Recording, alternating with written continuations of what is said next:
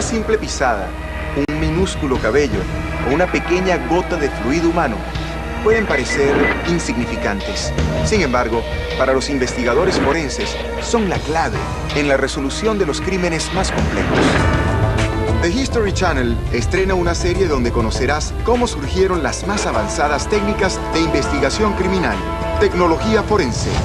The pathologist will come along and give the cause of death. If it is established that it's a suspicious death, the first thing to do is to cordon off the area and not to touch anything. Preservation of evidence is the vital thing. Desde el surgimiento del uso de huellas digitales como método de identificación, Francis Galton believes that a fingerprint is a way of detecting an offender. hasta la búsqueda de venenos en el torrente sanguíneo, people didn't realize that someone had obviously been poisoned because there were so many ways and diseases that people might die unexpectedly. la tecnología forense ha logrado lo que en el pasado se creía imposible.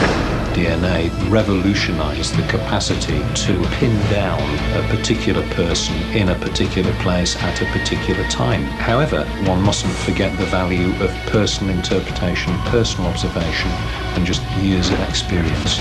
These are all very, very important as well. Tecnología forense, una nueva serie que te permitirá seguirle la pista a los delincuentes más astutos. Desde el 6 de agosto, solo por The History Channel. Esto fue... Una joven madre cuyos niños fueron golpeados hasta morir mientras dormían. 2 ancianos muertos a golpes. El reino de terror de un satánico asesino en serie. Crímenes resueltos por una sola huella digital. Desde la ficción hasta la última tecnología, damos por sentadas las huellas digitales. Pero no siempre fue así. Tomó muchos años convencer a la policía y al público de que una simple huella digital podía atrapar a un criminal.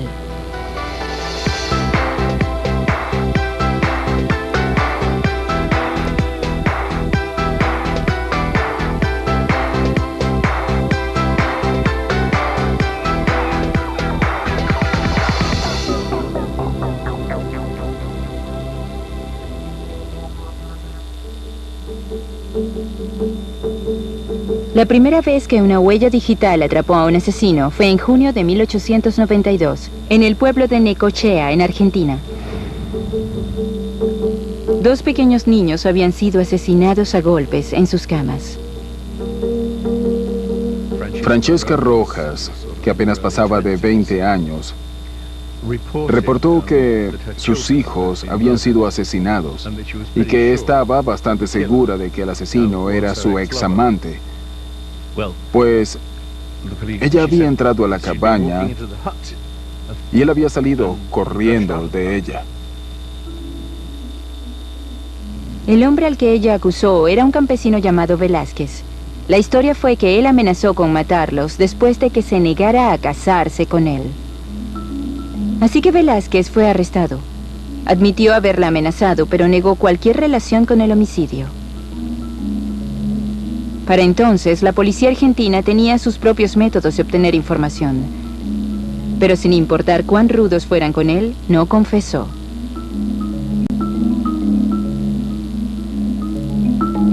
Finalmente, la policía comenzó a sospechar de la propia madre.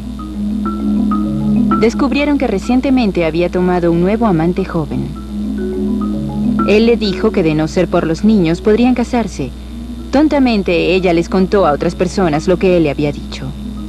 Así que mientras Rojas estaba trabajando, el jefe de policía Álvarez regresó a la escena del crimen. En el ruinoso hogar no encontró nada, pero luego su suerte cambió. En el marco de la puerta descubrió sangre seca. En ella había una huella digital. El jefe de Álvarez era un gran partidario de la nueva y revolucionaria idea de usar huellas digitales para la identificación. Con su navaja, cortó la madera que contenía la huella. Fue esta huella en la sangre, al ser examinada, la que se comprobó que era la huella de la madre.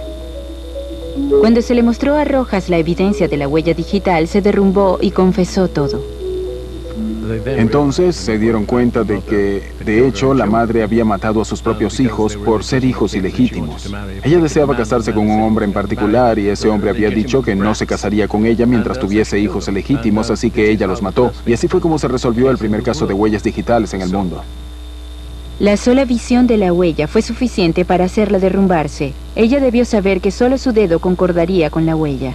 Argentina fue el primer país del mundo en usar huellas digitales en la lucha contra el crimen. En la década de 1890 la ciencia era nueva y no era ampliamente aceptada. Las huellas digitales son solo un simple detalle anatómico. La razón biológica de las huellas digitales es para ayudarnos a sujetarnos, para poder asirnos de las cosas. También ayudan al proceso de enfriamiento del cuerpo. Extendiéndose por el tope de todos los surcos, tenemos las glándulas sudoríparas que segregan este fluido, que de hecho está compuesto de una variedad de químicos a los que nos referimos comúnmente como sudor. Cuando tocas una superficie, dejas el sudor con la forma de tus surcos o patrones. Estas variaciones en los patrones se desarrollan en el útero. Para el cuarto mes de embarazo ya están fijos y permanecen así durante nuestras vidas. Las civilizaciones antiguas vieron la importancia de las huellas digitales. Han sido encontradas en sellos de arcilla que se remontan a la antigua Babilonia. En ocasiones, los contratos se sellaban con una firma y una huella. Pero no fue sino hasta finales del siglo XIX cuando comenzaron a verlas como un modo de identificar a las personas. Como muchas buenas ideas, más de una persona lo pensó al mismo tiempo. Los dos innovadores principales eran británicos y trabajaban fuera de Inglaterra.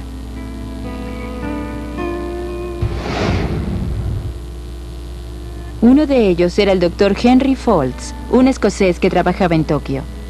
Había estudiado las huellas digitales luego de notarlas en la alfarería japonesa. Escribió a la respetada publicación científica Nature en 1880 diciendo que pensaba que las huellas digitales podrían usarse para identificar criminales. Se dio cuenta de que, al parecer, no había dos huellas digitales similares. Y un policía que conocía de su interés en las huellas digitales lo visitó para discutir un caso de robo en el cual se había descubierto una huella en el hollín de una pared y le preguntó si podría ayudar a identificar a un hombre que ya había sido arrestado. Así que tomó las huellas digitales del hombre que había sido arrestado, las comparó cuidadosamente con las de la pared y dijo, no, este no es el hombre. Poco después arrestaron al hombre correcto y una vez más logró mostrar que las huellas concordaban. El otro innovador fue William Herschel, un funcionario que trabajaba en la India y que había usado huellas digitales para firmar contratos desde 1860. Herschel usó un sistema de huellas de dedos y manos para poder decidir cuáles miembros del antiguo ejército hindú debían recibir pensiones, para reducir las oportunidades de estafadores que se presentasen y dijesen, yo serví en el ejército y por lo tanto debes pagarme una pensión. Esto se había hecho por algunos años allí. Los registros mostraban que las huellas digitales de los soldados no cambiaban con los años. También creían que algunas personas estaban aplicando más de una vez para una pensión y defraudando al sistema. Así que comenzaron a usar esas huellas digitales para identificar a esas personas que trataban de defraudar al sistema, algo que los viejos soldados podían intentar hacer. Herschel también envió sus descubrimientos a Nature. Pero saber que las huellas son únicas es una cosa. Organizar ese conocimiento para que una huella pueda ser vinculada a una persona específica es otra muy distinta. Folds y Herschel deseaban fama como pioneros. Pero el verdadero avance llegó de un hombre que ya era un científico establecido, Francis Galton. Francis Galton es un importante científico y antropólogo en Inglaterra a finales del siglo XIX y está fascinado por el deseo de identificar a los reincidentes. Galton tenía mucha credibilidad porque era una de las principales figuras científicas del momento, con una enorme reputación internacional, y también sacaba provecho de los lazos familiares que tenía con Charles Darwin. Galton era el primo segundo de Charles Darwin y como su famoso pariente estaba muy interesado en la antropología.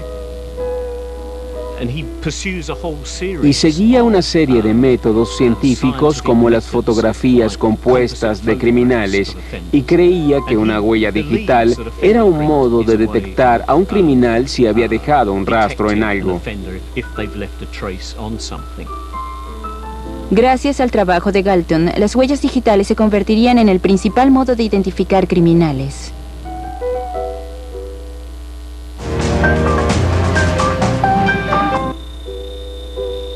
Francis Galton fue probablemente la figura clave en el establecimiento de las huellas digitales como un modo de identificar criminales. En 1892 publicó Fingerprints, el primer libro importante sobre la materia. Descubrió que los patrones de huellas digitales se dividen en grupos, algo muy útil si intentas hacer concordar una huella con un individuo. Las dividió en 3 categorías principales: bucles, espirales y arcos. Los arcos generalmente entran por un lado, suben levemente, se elevan en el centro y salen por el otro lado. En el arco de tienda, que es un patrón un poco menos común, los surcos entran por la izquierda y suben por lo que llamamos un poste de tienda, así que se elevan mucho más que un arco normal y salen por el otro lado. En el bucle simple, que es tal vez el patrón más común, tenemos este patrón llamado delta,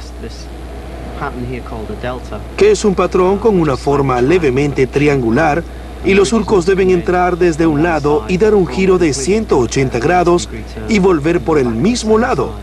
Y parece que el bucle está levantando su cabeza en medio del delta allí. Un bucle gemelo es un poco más extraño. Tenemos 2 deltas, uno a cada lado del patrón y normalmente en la mitad inferior, y luce como bucles que se envuelven a sí mismos alrededor del otro. Y en el espiral los deltas están de nuevo a un lado y en la mitad inferior del patrón, y esta vez los surcos deben dar un giro completo de 360 grados. Todos tenemos bucles, espirales y arcos, así que, ¿cómo es que mi bucle es diferente del tuyo? Es a causa de las minutas en el patrón de la huella digital, descubiertas por Francis Galton, y de hecho son llamados detalles Galton. Estas son las minutas. Si observas con cuidado donde el surco se divide en 2, eso se llama una bifurcación, y donde el surco llega al final es llamado una espuela o extremo de surco, y hay una media docena de estos detalles Galton en una huella digital. Y la razón por la que cada huella digital es única y de que nunca se encuentren 2 huellas iguales es a causa de la ubicación de estos detalles Galton en el patrón. Por lo tanto, es realmente imposible 2 huellas iguales. Galton había recolectado más de 8.000 juegos de huellas, y al estudiar las variaciones logró probar estadísticamente que las probabilidades de que las huellas de 2 personas fuesen idénticas eran de 1 en 64 millardos. Esto le daría a la policía un modo infalible de identificar criminales. Y aún más, estaba preparado para dedicar tiempo y esfuerzo para publicitar esta causa. Lo que estaba muy bien, pues aunque todo esto nos parezca obvio ahora, en ese momento debía convencer a todos. Lo que hizo Galton fue basarse en todo el trabajo que se había realizado sobre huellas digitales tan remoto como pudiese encontrar, para demostrar su valor y su potencial. Obviamente para su libro Fingerprints, pero también para animar al Ministerio del Interior en Gran Bretaña a establecer una unidad que estudiase las huellas digitales y su valor. A pesar de todo el duro trabajo y de muchas publicaciones, Francis Galton aún tenía la ardua labor de persuadir a un público escéptico de que las huellas digitales eran el mejor método de identificación. En ese momento, el método preferido por la policía de todo el mundo era el bertillonaje. Fue bautizado así por su inventor Alphonse Bertillon, quien trabajó para la policía francesa. Se había unido a la policía como oficinista, y su padre estaba muy interesado en las estadísticas. Él comenzó a pensar en cómo podías clasificar criminales de modo de poder colocar sus estadísticas y luego consultarlas en un archivo. Uno de los problemas de la policía era que arrestaban a alguien pero no tenían idea si esa persona tenía antecedentes criminales. Bertillon se dio cuenta de que hay ciertas medidas que obviamente no cambian. Por ejemplo, el tamaño de tu cabeza. Así que lo primero que hacía con un criminal era tomar un juego de calibradores de madera y medir el tamaño exacto a través de la cabeza. Y luego medía otras cosas como la longitud desde la punta de los dedos hasta el codo y cosas como esas.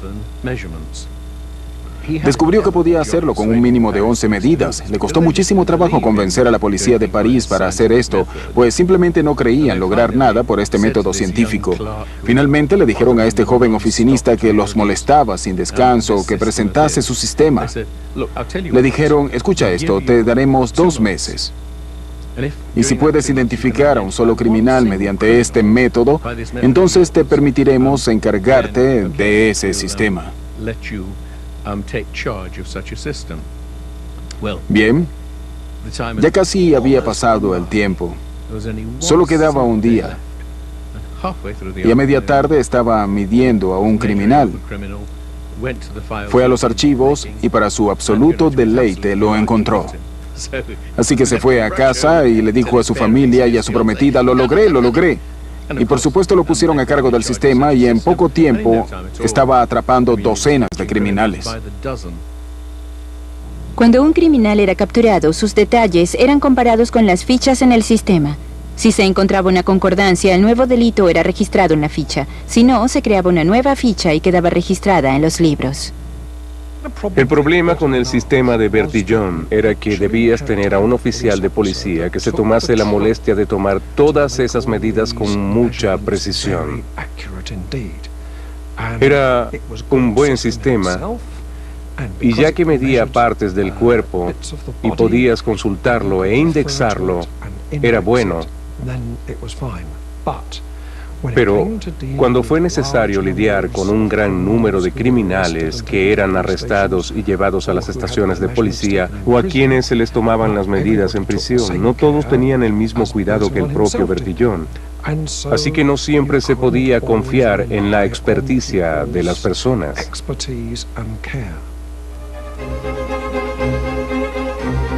Ahora estaba allí Francis Galton proponiendo que podría ser posible identificar a un criminal simplemente registrando sus huellas digitales.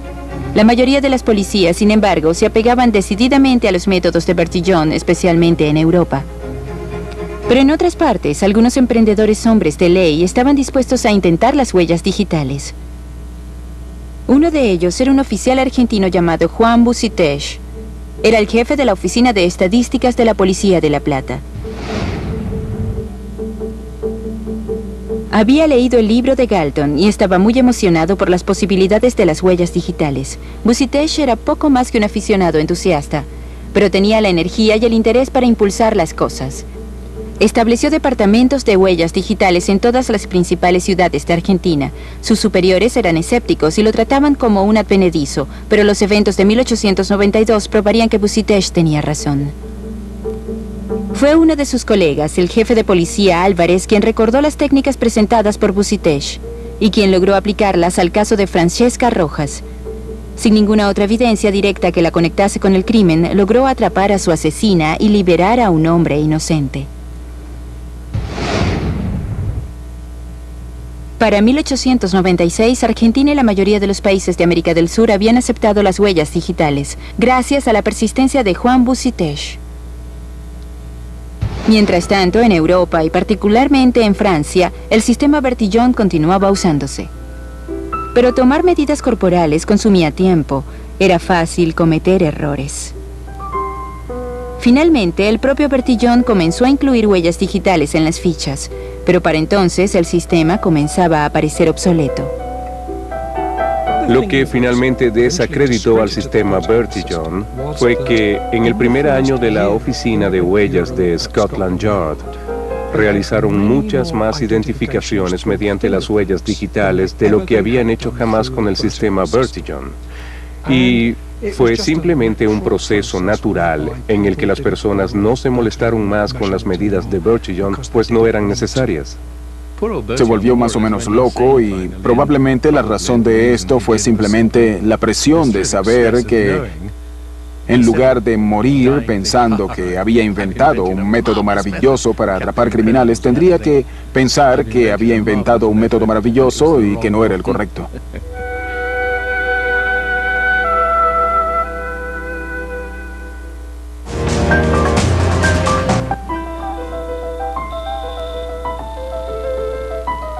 A finales del siglo XIX, muchos reconocían el potencial de las huellas digitales y deseaban impulsar las cosas. Uno de ellos era el inglés Edward Richard Henry, quien era inspector general de policía en Bengala. Estaba emocionado por las posibilidades de las huellas digitales, pero reconocía que el sistema tenía una enorme debilidad. Mientras más huellas digitales recogías, más difícil era encontrar una concordancia con tu sospechoso. Sin embargo, mientras Henry estaba de permiso en Inglaterra en 1896, ideó una solución. Logró un método práctico de clasificar y recuperar las huellas digitales de un criminal de entre cientos o miles de otras huellas digitales en un archivo policial. Henry ideó un sistema numérico basado en el número de espirales presentes en los 10 dedos. Mientras más espirales tuviese un individuo, mayor era el número asignado. Esta fórmula significaba que cualquier juego de huellas caía en una de poco más de 1000 categorías. Esto hizo más fácil encontrar las huellas de alguien en los crecientes registros. Eso fue suficiente para separar a las personas en un sistema operacional práctico. Y fue lo que logró el avance en lo concerniente a los archivos policiales. En 1901, Edward Henry fue reclutado por Scotland Yard como comisionado asistente y formó la oficina de huellas digitales. Luego este patrón fue imitado por otros países y su sistema se empleó por todo el mundo. Para 1905, el nuevo departamento de huellas digitales de Edward Henry tenía unos 85.000 juegos de huellas en sus archivos. En ese mismo año se logró un importante hito. La evidencia de huellas digitales fue presentada ante un jurado por primera vez en una corte británica. El primer caso importante de huellas digitales en Inglaterra fue el de dos hermanos apellidados Stratton, en Deptford, Londres, al sur del Támesis. Deptford era entonces, como ahora, una ruda área trabajadora de Londres. Este es el número 34 de High Street. Hoy es una tienda de zapatos, pero en 1905 era una tienda de pinturas dirigida por una pareja de ancianos, el señor y la señora Thomas Farrow. Igual que otras áreas de la ciudad, Deptford poseía su cuota de personajes sombríos y desagradables y pequeños criminales. Los rumores viajan rápido en el inframundo criminal. Y la noticia en las calles era que el señor y la señora Farrow tenían mucho efectivo dentro de la tienda.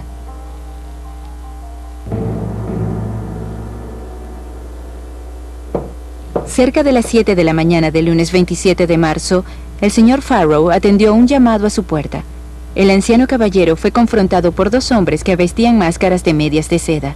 Forzaron su entrada a la tienda y procedieron a golpear al señor Farrow hasta matarlo.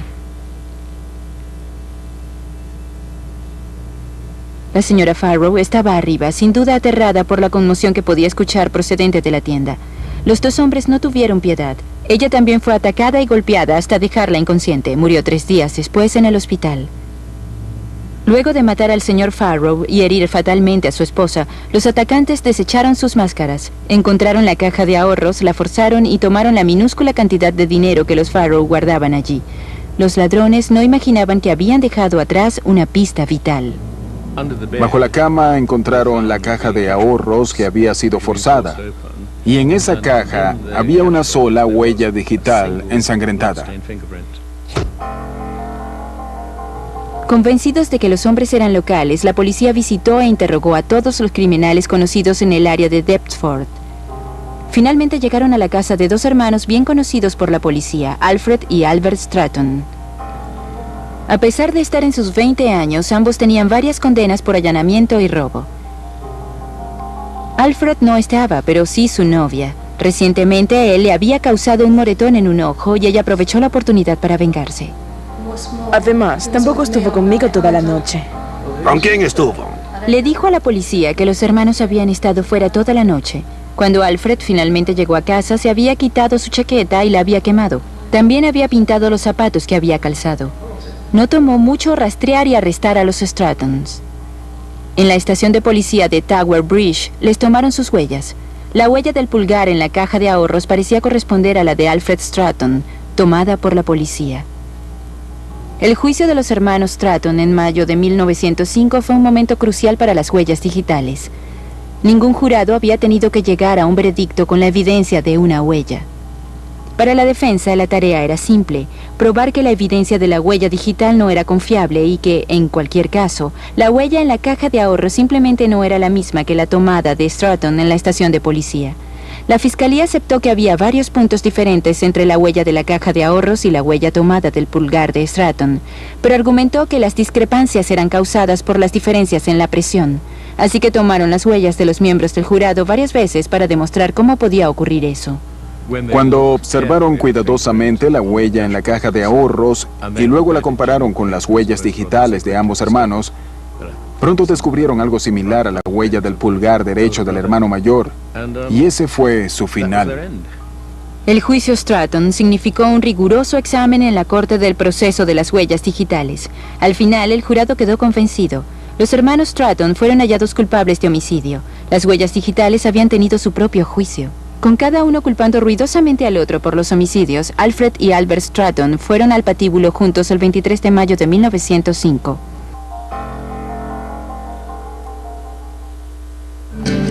Mientras se daban grandes pasos en las huellas digitales en Europa y otras partes, el progreso en Estados Unidos era mucho más lento. En Estados Unidos, de hecho, comenzaron a usar huellas digitales mucho después que en Inglaterra. Pero luego hicieron grandes avances, pues los policías estadounidenses estaban mucho más obsesionados por atrapar criminales. Para empezar, Inglaterra tenía una baja tasa de crímenes, unas 150 emergencias al año, mientras que muchas grandes ciudades en Estados Unidos como Nueva York y San Francisco tenían eso en un mes. Pero a pesar del número de homicidios en Estados Unidos, tomó tiempo para que la evidencia de las huellas digitales fuese aceptada. El resultado de un notorio juicio por asesinato en la década de 1920 dependía de una sola huella. Fue conocido como el caso de homicidio Hall Mills. En septiembre de 1922, 2 cuerpos fueron encontrados en una tranquila vereda cerca de New Brunswick, en Nueva Jersey. Pertenecían a Edward Hall y a la señora Eleanor Mills. Hall era ministro de la iglesia y fue encontrado asesinado con una de las mujeres de su coro. Y sus cuerpos estaban lado a lado, como si hubieran sido colocados juntos. Y a los pies de Hall había una de sus tarjetas de visita.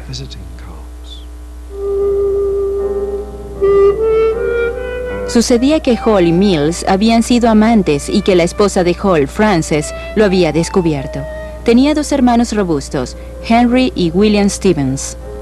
Eran los principales sospechosos. Los 3 fueron arrestados e interrogados, pero una serie de errores administrativos forzaron su liberación por un tecnicismo. En 1926 surgió nueva evidencia. El caso fue reabierto y la señora Hall y sus hermanos finalmente fueron llevados a juicio. Lo único que era claramente objetivo era una huella digital encontrada en la tarjeta de visita a los pies de Hall. De hecho, pertenecía a Willie Stevens, su cuñado. Fotografías ampliadas fueron usadas por la Fiscalía en la corte para explicar la evidencia de la huella digital y exactamente por qué la huella probaba la culpabilidad de William Stevens.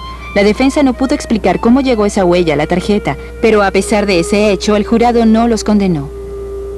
Tal vez si el fiscal a cargo del caso no hubiese sido un capitalino que obviamente había molestado a las personas locales con su actitud, el jurado podría haber llegado a una decisión diferente. Pero es un ejemplo de un jurado exculpando a una persona de un homicidio en el que la evidencia de las huellas digitales había brindado sólida evidencia que la vinculaba a la escena. Así que a pesar de que la señora Hall y sus hermanos tuvieran los medios, el motivo para cometer homicidio y no había otros sospechosos creíbles, en diciembre de 1926, Frances Hall, Henry Stevens y William Stevens salieron libres de la corte. En cualquier otra parte del mundo, esa sola huella digital podría haber sido suficiente para condenar a William Stevens, pero no en Estados Unidos.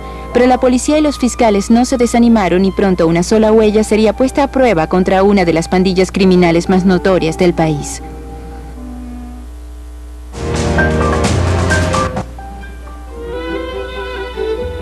El caso Hall Mills le había dado una enorme publicidad a las huellas digitales y, por supuesto, el mundo criminal también había tomado nota. Ahora sabían que debían borrar la evidencia de sus crímenes. Pero no siempre tenían éxito. Incluso si dejaban una sola huella, podía ser suficiente. La pandilla Flegel creyó haber limpiado de huellas su auto de escape, pero no fue así. Dejaron una huella digital. Hubo un robo a un banco en el Medio Oeste, en el que 4 hombres entraron en el banco, y cuando el gerente del banco trató de alcanzar un revólver, fue asesinado de inmediato. Luego, el hijo del gerente del banco corrió hacia el cuerpo de su padre y también le dispararon. Los hombres escaparon llevándose 2 rehenes. Alguien les disparó y evidentemente alcanzó a uno de ellos. Uno de los rehenes fue lanzado del auto durante el escape. Fue el afortunado. El otro rehén, Everett Kessinger, fue encontrado muerto después. Además de eso, los ladrones obligaron a un médico local a curar las heridas de un miembro de la banda que había sido herido durante la balacera. Luego, para evitar que el médico los identificara, también lo mataron. Fue un crimen especialmente despiadado y cruel que llegó a las noticias nacionales y envió ondas de choque por todos los Estados Unidos. No tenían ninguna idea de la identidad de los ladrones. Pero cuando examinaron cuidadosamente el auto, al que le habían borrado las huellas, pues para entonces los criminales se habían dado cuenta de que eso podía traicionarlos, encontraron una huella parcial en la ventana trasera del auto. Luego hicieron docenas de copias de esta huella y las entregaron a todos los policías y les pidieron que la vieran y la memorizaran. Sin embargo, se hacían arrestos. En el cuerpo del doctor encontraron una carta que contenía abusos verbales. En los archivos policiales había un criminal llamado Charles Clinton, un conocido ladrón y un hombre que se sabía guardaba un rencor contra los doctores desde que su esposa murió en una cirugía. Clinton parecía encajar, especialmente cuando algunos testigos del robo al banco lo identificaron. Así que Clinton fue arrestado y acusado del robo y los homicidios. Pero hubo un retraso antes de su juicio. De hecho, pasó más de un año luego del arresto de Clinton para que la huella en el auto finalmente llevase a la policía en una dirección diferente. Pasaron meses y meses hasta que un detective recibió información de un criminal en otro lugar del Medio Oeste y pensó haber visto las huellas de ese hombre. Y de pronto lo supo. Sí, esa es la huella que me ha estado preocupando. La huella digital del hombre que se hacía llamar William Holden, de hecho pertenecía a Jake Flegel, el líder de la notoria pandilla Flegel. Eso resolvió el caso. Y de hecho arrestaron al hermano de Jake Flegel y a otros 3 cómplices y los llevaron a juicio. Charles Clinton había sido víctima de una trampa. Previamente había tenido una pelea con Ralph Flegel, quien en venganza había plantado la carta en el cuerpo del doctor muerto. El propio Jake Flegel evadió el arresto, pero fue su huella digital la que brindó la evidencia para el arresto de su hermano y sus cómplices. Ellos admitieron su participación y fueron ejecutados debidamente.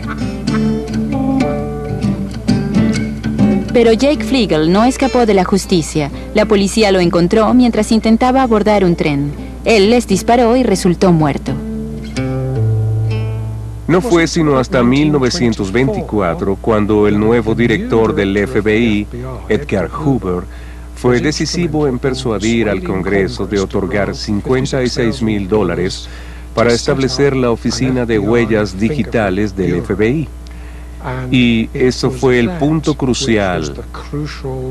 La acción del Congreso lo que le dio poder al FBI para establecer el sistema. Y tan pronto como el FBI tuvo su sistema de huellas digitales, pronto se hizo evidente que docenas y luego cientos y luego miles de departamentos de policía comenzaron a cooperar para tener una oficina centralizada de huellas digitales, que con el tiempo se hizo mucho más grande que la de Scotland Yard. Pero en 1931, Scotland Yard estaba de nuevo empujando los límites de la experticia cuando decidieron incluir las huellas de palmas en sus archivos. Los patrones en las palmas de las personas son realmente los mismos que en sus huellas digitales, y en ocasiones tenías la huella de una palma que aparecía en la escena de un crimen. Pero tendría que ser un archivo separado, y de hecho Scotland Yard desarrolló su propio archivo de palmas. El archivo fue iniciado por el superintendente en jefe Fred Sherrill, quien era uno de los principales partidarios de las huellas digitales en la policía. Fred Sherrill fue uno de los más famosos oficiales de huellas en la historia de Scotland Yard, y escribió un libro llamado The Fingerprint System at Scotland Yard. Es casi un manual técnico, y una de las cosas que señala es que incluso si las personas tratan de mutilar sus huellas digitales, de hecho, cuando sanan las heridas, las mismas huellas vuelven a crecer varios años después. Había una ilustración clásica de este caso particular para mostrar que de hecho no podías escapar a la identificación por huellas digitales tratando de cambiar tus propias huellas. Las personas usaban ácido y cortaban sus dedos tratando de asegurarse de no poder ser identificadas con la escena del crimen. Para los años 40, la policía tenía miles de huellas en sus archivos, pero esto solo ayudaba a los detectives si un sospechoso había sido arrestado y fichado antes. Si la policía encontraba una huella en la escena de un crimen y no había concordancia en los archivos, no podían avanzar. Eso fue lo que ocurrió en 1948 en Blackburn, en el noroeste industrial de Inglaterra. Y el modo en que los detectives intentaron resolver el caso demostró ser uno de los capítulos más notables en la historia de las huellas digitales. June Devaney, de 3 años, había estado recuperándose de una neumonía en el hospital Queen's Park en Blackburn.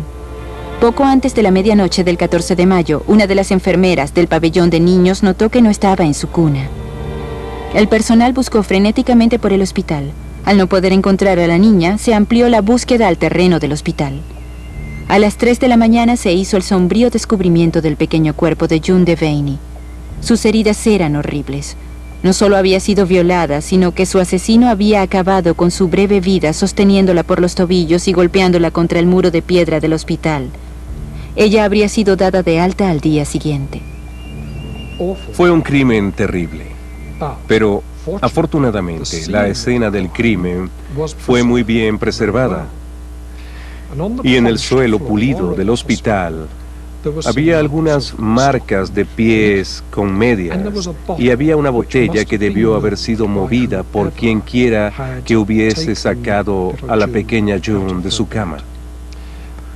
Bien, en primer lugar, buscaron huellas en la botella, y por supuesto había una huella en esa botella.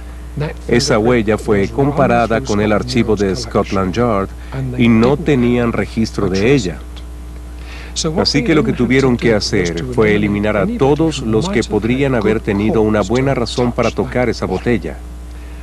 Así que tomaron huellas de todo el personal del hospital y revisaron las huellas para compararlas y eliminarlas. El alguacil jefe de Blackburn decidió entonces que haría un llamado público para que todos los hombres de Blackburn dieran voluntariamente sus huellas a la policía para ser comparadas.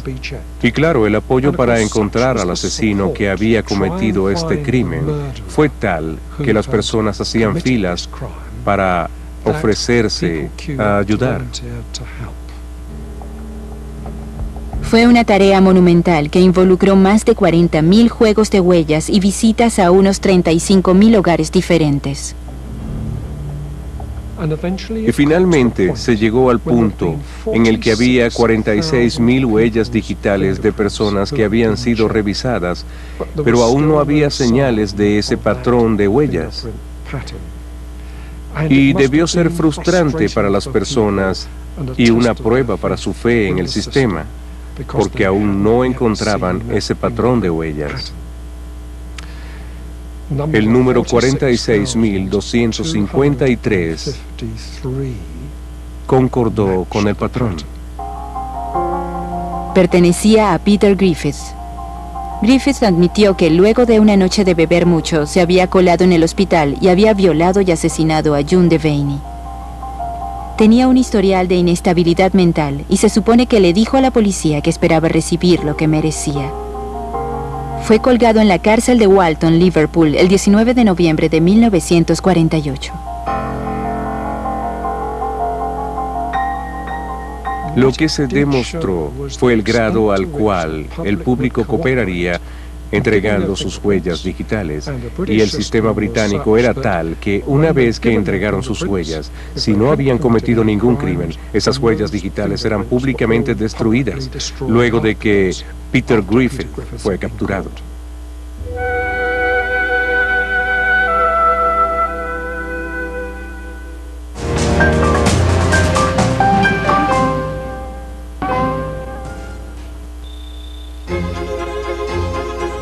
Para los años 60, las huellas digitales eran consideradas un modo infalible de identificar a los criminales. Buscar huellas en la escena de un crimen se hizo algo común y se crearon técnicas para hacer que todo el proceso fuese tan preciso como era posible. Los investigadores de las escenas de crímenes traían una caja de trucos con ellos para poder procesar la escena. Este es un maletín de huellas digitales. Es el tipo de equipo que un investigador llevaría a la escena de un crimen y contiene todo el equipo relevante para mejorar y recuperar huellas digitales. Tenemos distintos tipos de polvos. Tenemos polvos granulares, blancos y negros. Este es quizás el polvo para huellas más ampliamente usado. Es polvo de aluminio. Es el polvo que usamos para levantar huellas digitales. Luego tenemos polvo magnético, que es muy bueno para obtener resultados instantáneos en objetos de papel o cartón. Son limaduras de hierro cubiertas de carbón y usamos un cepillo magnético. Haré una demostración. Si coloco algunas huellas en ese papel, muchas veces los criminales pueden, veamos, sí, haber entrado a una oficina y haber sacado papeles de una gaveta o algo así. Así que cepillamos las limaduras de hierro a través del papel. Como pueden ver, obtenemos un resultado instantáneo. Podemos asegurarlo en su lugar colocando cinta adhesiva encima. Tenemos un cepillo de carbón aquí con el que usamos un movimiento circular al buscar huellas en una superficie lisa y brillante. Un movimiento circular. En ocasiones ven en la televisión que pintan el polvo y eso está mal, pues no puedes ver en qué sentido están los surcos hasta que has mejorado la huella, así que podrían estar a 90 grados y existe la posibilidad de destruir la huella. Eso aumenta la capa de polvo de aluminio en los surcos. Una vez que encontramos nuestra huella, debemos levantarla y es simplemente un asunto de tomar cinta transparente y presionarla sobre la huella. Luego se presiona esa cinta sobre una lámina de plástico transparente. Y luego se colocan los detalles como la fecha, la hora y la ubicación con tinta indeleble. Para poder llevar eso a la corte debemos ser capaces de decir exactamente dónde estaba ubicada. Así que tenemos una cinta para medir exactamente la ventana o el marco de la puerta de donde levantamos esa huella. Obtener una huella precisa era solo la mitad del trabajo. Desde los años 60, las fuerzas de policía de todo el mundo recolectaban miles y miles de huellas que debían ser catalogadas y almacenadas. Pero aunque estos registros eran cuidadosamente actualizados, revisarlo podía tomar días. Al final, el error humano aún podía suceder y los criminales podían escapar a su arresto. La llegada de los computadores revolucionó el modo en que la información era almacenada. Desde los años 70, eso significó que las huellas digitales ahora podían ser digitalizadas y almacenadas de un modo que hacía mucho más fácil acceder a ellas y compararlas. Las bases de datos en las computadoras podían ser vistas por otras fuerzas, haciendo mucho más difícil que las huellas se saliesen de la red. Podemos pensar en las huellas digitales automáticas como dos procesos. Uno es el arresto y verificación de la identidad de las personas. Revisar que la persona frente al oficial de policía es la persona que asegura ser o alguien que no dice ser. Es allí cuando la policía toma un juego completo de huellas, que es luego comparado con la base de datos nacional de 6.5 millones de huellas, y eso resulta en una concordancia o ninguna. Así que puede confirmar la identidad de esa persona. El otro aspecto del trabajo es el que está asociado con la investigación del crimen, y es cuando las huellas digitales son dejadas en la escena de un crimen. Esas pueden ser comparadas con la base de datos del Reino Unido. Normalmente, eso le devuelve unas 10 o 15 concordancias al oficial, que luego investiga.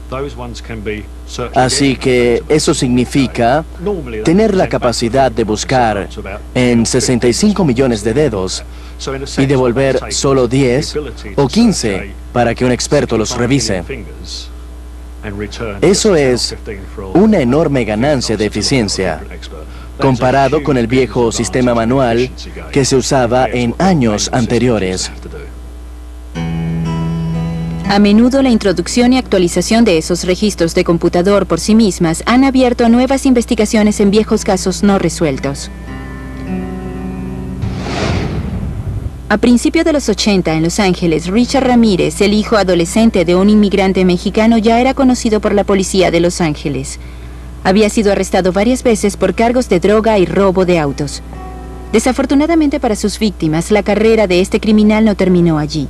En 1984, una mujer de 79 años fue encontrada muerta en su hogar. Su garganta había sido cortada y había sido apuñalada repetidas veces.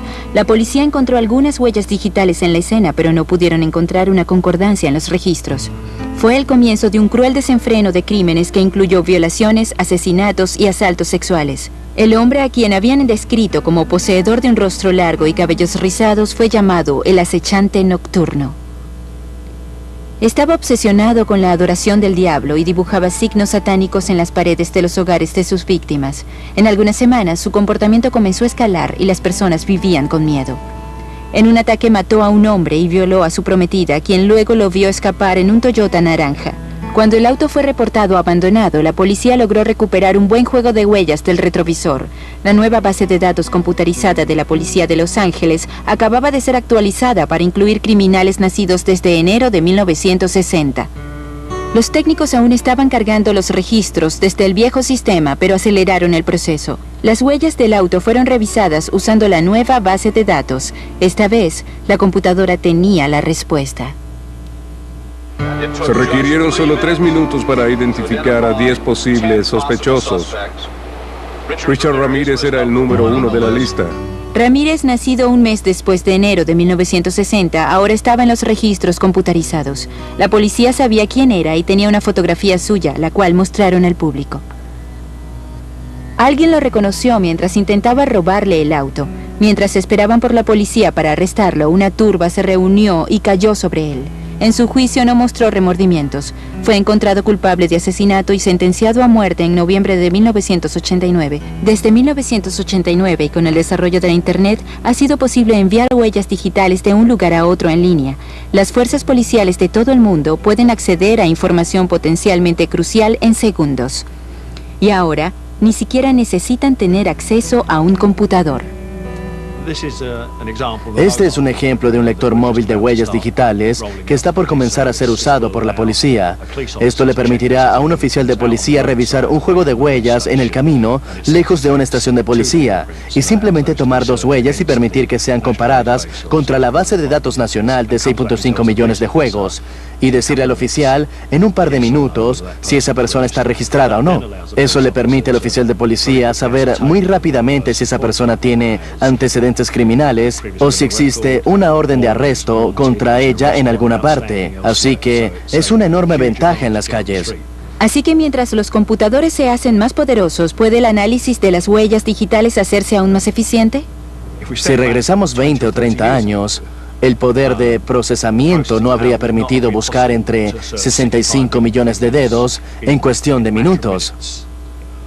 Por ejemplo, el sistema probablemente sea capaz de realizar todos esos tipos de búsqueda que mencioné a unos 6 millones de comparaciones de dedos por segundo. Si comparas eso con el tiempo que le toma a un oficial revisar un puñado de huellas, estamos hablando de una gran eficiencia.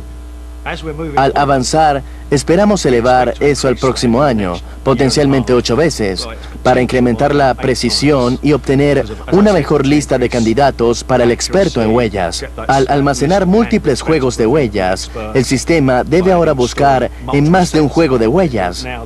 Así que no se trata solamente del algoritmo que está detrás, sino también del poder de procesamiento que lo rodea. Y esos son enormes requerimientos. Francis Galton nunca habría soñado en 1892 que una comparación mundial de huellas digitales podría hacerse en 3 segundos.